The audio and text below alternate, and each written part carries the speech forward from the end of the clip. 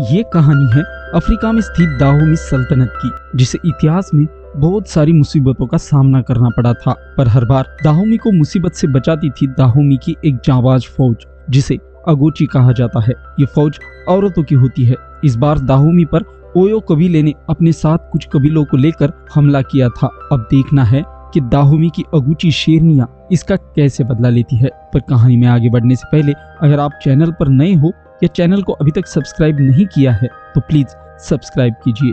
तो चलो बढ़ते हैं कहानी की तरफ। कहानी की शुरुआत में हमें ओयो कबीले को दिखाया जाता है, जिन्होंने दाहोमी के कुछ आदमियों को बंधक बना लिया था। तभी वहां दाहोमी की अगुची फौज हमला कर देती है। इस फौज की सेनापति होती है नेनेस्का। अगुचिया बहुत ही बहादुरी से ओयो कबीले को हराकर अपने आदमियों को छुड़ा लेती है और ओयो के बचे आदमियों को बंदी बना लेती है, ताकि उन्हें गुलाम बनाकर यूरोप में बेच दे। दरअसल यही इनका व्यापार करने का साधन होता है और गुलामों को बेचकर ही इनके सल्तनत में पैसा आता है। इसलिए ये ज्यादा से ज्यादा लोगों को गुलाम बनाने की कोशिश करते हैं। जीत हासिल करके अगुची दाहोमी वापस आती है। दाहोमी में ये नियम होता है कि जब भी अगुची रास्ते से गुजर रही है, उन्हें कोई भी नहीं देख सकता और सबको गर्दन झुकाकर खड़ा होना पड़ता है। इन्हीं लोगों के बीच में एक नावी नाम की लड़की भी होती है, जो अपनी दोस्त को कह रही थी कि एक दिन वो भी अगुची बनेगी। नावी वहां से जब अपने घर आती है तो वो अपने घर एक बूढ़ा आदमी आया हुआ देखती है। उसके पिता उसे कहते हैं कि इससे तुम्हारी शादी होगी। वो आदमी नावी से कहता है, मैं तुमसे ज्यादा मुश्किल काम नहीं कराऊंगा। पर नावी को वो बिल्कुल पसंद नहीं आता। वो उसे घूरने लगती है, जिससे उस आदमी को उसका गुस्सा आता है और वो नावी को थप्पड़ मारता है। नावी अपने पिता की तरफ देखती है, जो चुपचाप खड़े थे। उसे उस आदमी का गुस्सा आता है और वो उसे धक्का देकर नीचे गिराती है। इस पर वो आदमी गुस्से में चला जाता है। अब नावी के पिता को भी नावी पर गुस्सा आता है। वो उसे लेकर सुल्तान के महल के पास आते हैं और अंदर से एक इजुगी नाम की अगुची बाहर आती है। नावी के पिता नावी को उसके हवाले करते हुए कहते हैं कि ये मेरे किसी काम की नहीं है, इसे सुल्तान की सेवा में लगा दो। इजुगी नावी को लेकर महल में आती है और उसे यहाँ के सारे कानून और कायदे बता देती है। यहाँ नावी की तरह और भी लड़कियां होती है जो अगुची में शामिल होने आई थी। नेनेस्का इन सब को पूछती है कि अगर कोई भी लड़की फौज में नहीं आना चाहती तो वो जा सकती है। इस पर कुछ लड़कियां चली जाती है, पर नावी वही रहने का तय करती है। अगले दिन से ही सारी लड़कियों का अगुची बनने का प्रशिक्षण शुरू हो जाता है। धीरे धीरे इन्हें युद्ध में काम आने वाली हर वो चीज सिखाई जाती है, जैसे तलवारबाजी, बंदूक चलाना, बिना हथियार के लड़ना। नावी भी इन सारी चीजों को मन लगाकर अच्छे से सीख रही थी। एक दिन नावी अपने दोस्तों के साथ मिलकर वहाँ के पुतलों में बारूद लगाती है। वो उनके क्लास के दौरान फट जाता है। इससे नेनेस्का उस पर बहुत गुस्सा होती है और डांट देती है। अब नावी अकेली नाराज बैठी होती है। तभी उसके पास इजुगी आती है और उसे समझाती है कि नेनेस्का ने तुम्हारे भलाई के लिए ही तुम्हें डांटा है। वो नेनेस्का के बारे में बताते हुए कहती है कि एक बार नेनेस्का को ओयो कबीले का सेनापति उठा कर ले गया था। सबको लगा था कि नेनेस्का अब वापस नहीं लौटेगी, पर कुछ दिनों के बाद नेनेस्का ओयो के लोगों के कटे हुए सरों के साथ वापस लौटी थी। यह सुनकर नावी कहती है कि वो भी नेनेस्का जैसी बहादुर बनेगी। एक दिन इनके कबीले में कोई त्योहार होता है। पूरे दाहोमी में जश्न मनाया जा रहा था।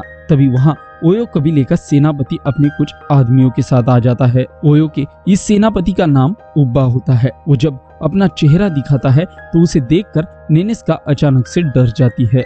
उसे देखकर बात करने के लिए सुल्तान उसके पास आ जाता है। उब्बा सुल्तान से कहता है कि तुमने हमारे कबीले पर हमला करके बहुत बड़ा गुनाह किया। तुम्हें इसके बदले में 20 अगुची जवान लड़कियां देनी पड़ेगी, नहीं तो ओइडा के बंदरगाह से जो तुम यूरोप में व्यापार करते हो वो बंद हो जाएगा। सुल्तान को अब ना चाहते हुए भी उसकी बात माननी पड़ती है। फिर वो नेनेस्का को 20 लड़कियां निकालने के लिए कहता है। नेनेस्का उन 20 लड़कियों में नावी को भी बाहर निकालती है। अगले दिन नेनेस्का उन 20 लड़कियों को लेकर ओइडा के बंदरगाह पर उब्बा के हवाले करने आती है। ये बहुत बड़ा गुलामों का बाजार होता है। नावी की नजर वहाँ पर खड़े एक यूरोपियन लड़के पर पड़ती है, जो उसे ही देख रहा था। नेनेस्का उब्बा से कहती है कि हमारे सुल्तान ने तुम्हें भेंट दी है। उब्बा बहुत खुश होता है। तभी नेनेस्का उसके सामने ओयो कबीले के कुछ सिपाहियों के कटे हुए सर फेंकती है और अपने साथ लाई सारी अगुची को यहाँ से भागने के लिए कहती है और खुद उब्बा के साथ लड़ने लगती है। नावी भी वहाँ से भाग रही थी, पर वो देखती है कि निनिस्का अकेली लड़ रही है और उब्बा के सिपाही भी किले के अंदर से आ रहे हैं, इसलिए वो वापस आती है और किले के दरवाजे से बंधी रस्सी को काट देती है, जिससे दरवाजा बंद हो जाता है। निनिस्का उब्बा को नीचे गिराती है और नावी को वहां से भागने के लिए कहती है। दोनों भागकर समंदर के पास आती है और नीचे कूद जाती है। उब्बा के सिपाही उन पर गोलियां चलाते हैं, पर ये दोनों उससे बच जाती है। बाद में निनिस्का नावी को शाबाशी देने की जगह उस पर गुस्सा होती है, क्योंकि उनकी योजना के मुताबिक नावी को भागना था, लेकिन नावी वापस लौटी थी। पर इनके सामने सबसे बड़ा खतरा आने वाला था, क्योंकि इन्होंने ओयो की बात नहीं मानी थी। एक दिन नावी अपनी तलवार को धार लगाने नदी के किनारे गई थी, तभी उसे वहां नहाते हुए वही यूरोपियन लड़का मिल जाता है जिसे उसने ओइडा के बंदरगाह पर देखा था। नावी उसके पास आती है और उसे उसके बारे में पूछती है। वो लड़का अपना नाम उसे मलिक बताता है और कहता है कि वो यूरोपियन है, पर उसकी माँ दाहोमिकी थी, जिन्हें उसके पिताजी खरीद कर यूरोप ले गए और उनके बीच में प्यार हुआ था। फिर उन्होंने शादी कर ली। तभी नावी को कोई और यहाँ आता हुआ दिखता है, इसलिए वो यहाँ से चली जाती है। तभी मलिक के पास उसका दोस्त सैंटो आ जाता है। दरअसल सैंटो एक कप्तान होता है जो अफ्रीका और यूरोप के बीच में गुलामों का व्यापार करता है। मलिक यहाँ इसी के साथ दाहोमी देखने आया था। हालांकि गुलामों को लेकर मलिक के मन में बहुत दया होती है, क्योंकि उसकी माँ भी एक गुलाम होती है। अब एक दिन नावी और बाकी लड़कियों का अंतिम इम्तिहान होता है। नावी देखती है कि वहाँ मलिक भी आया हुआ है। इसके बाद इम्तिहान शुरू होता है, जहाँ सारी लड़कियां एक एक करके आगे बढ़ रही थी, पर नावी पूरी बहादुरी के साथ आगे निकल जाती है और सबसे पहले इस इम्तिहान को पूरा कर लेती है। उसके इस बहादुरी के लिए सुल्तान उसे एक तलवार भेंट देते हैं। उसे पाकर नावी बहुत खुश होती है। सुल्तान यहाँ घोषणा करता है कि आज से ये सारी लड़कियां अगुची बन गई है, जिसे सुनकर ये नाचने लगती है। इम्तिहान के बाद निनिस्का नावी को मुबारकबाद देने आती है। तभी नावी के हाथों का घाव देखते हुए उसे उसके हाथ पर एक पुराना निशान दिखाई देता है। वो नावी को इस निशान के बारे में पूछती है, तो नावी बताती है कि ये निशान बचपन से उसके हाथ पर है, जब से उसके पिताजी उसे अनाथ आश्रम से ले आए थे और वो अभी जिनके साथ रहती थी वो उसके असली पिताजी नहीं थे। ये सुनकर निनिस्का अचानक अपने अतीत की कुछ बातों को याद करने लगती है और वहाँ से चली जाती है। फिर वो अपनी साथी एमेंजा से अपने बच्चे के बारे में पूछती है। दरअसल एक बार निनिस्का को ओयो कबीले के आदमियों ने पकड़ा था, जहाँ पर रात भर ओयो के सेनापति उब्बा ने उसके साथ जबरदस्ती की थी और उसके बाद छोड़ दिया था। इसकी वजह से निनिस्का प्रेग्नेंट भी हुई थी, पर यह बात उसने सबसे छिपा कर रखी थी, क्योंकि दाहोमी का नियम होता है कि अगर कोई अगुची शादी करे या प्रेग्नेंट हो तो उसे फौज से निकाल दिया जाता। पर कुछ दिनों बाद उसने एक बच्ची को जन्म दिया था। उसने उस बच्ची के हाथ की बाजू काटी और उसमें एक मछली का दांत घुसा दिया था। फिर एमेंजा से कहकर उस बच्ची को एक अनाथ आश्रम में छोड़ने के लिए कहा था। पर अब नावी के बाजू पर वो निशान देखकर उसे लगने लगा कि शायद नावी ही वो लड़की है। इधर नावी रात को मानिक से मिलने आती है, जहाँ ये दोनों बातें करते हैं। इन दोनों में नजदीकियां भी बढ़ जाती है। फिर नावी वापस आकर नहाने जाती है तो उसे वहाँ पहले से ही नहा रही निनिस्का दिखाई देती है। निनिस्का उसे अपने पास बुलाकर नावी को अपने अतीत की सारी कहानी बताती है और कहती है कि तुम ही मेरी बेटी हो, पर नावी उसकी बातों पर यकीन नहीं करती। इस पर निनिस्का एक चाकू लेकर नावी के बाजू पर जो निशान था उसे काटती है, तो उसमें से एक शार्क का कटा हुआ दांत निकलता है। ये देखकर निनिस्का को यकीन हो जाता है कि बरसों पहले उसने जिस बेटी को खो दिया था वो एक बार फिर से उसे मिल गई। पर नावी अभी भी यकीन करने को तैयार नहीं होती और वहाँ से भाग जाती है। अब अगले दिन ओयो कबीला दाहोमी पर आक्रमण करने वाला था, इसलिए ये लोग एक दिन पहले ही ओयो कबीला जिस जगह पर आकर डेरा डालने वाला है वहाँ पर बारूद लगा देते हैं। अगले दिन जब ओयो उस जगह पर डेरा डालते हैं तो ये उस बारूद में चिंगारी लगा देते हैं, जिससे ओयो के बहुत लोग मारे जाते हैं। फिर सारी अगुची फौज उन पर हमला करती है। इसमें ओयो के बहुत लोग मारे जा रहे थे। निनिस्का समेत सारी अगुचियां जाबाजी से लड़ रही थी। इधर नावी भी बहुत बहादुरी के साथ लड़ रही थी, पर तभी एक ओयो का आदमी उसे उठाकर फेंक देता है और वो वही बेहोश हो जाती है। इधर ओयो का सेनापति उब्बा अपने आदमियों को मरता हुआ देख उन्हें वापस चलने के लिए कहता है और जाते समय ओयो के आदमी घायल अगोचियों को लेकर जाते हैं, जिसमें नावी भी होती है। इधर नेनेस्का और एमेंजा नावी को ढूंढती है पर उन्हें वो कहीं भी दिखाई नहीं देती। ओयो के लोग सभी लड़कियों को गाड़ी से बांधकर ले जा रहे थे। तभी नावी को होश आता है, देखती है कि वो बंधी हुई है। तभी वो अपने एक साथी को देखती है जो गाड़ी से बंधी नहीं होती, तो नावी उसे कूदने के लिए कहती है।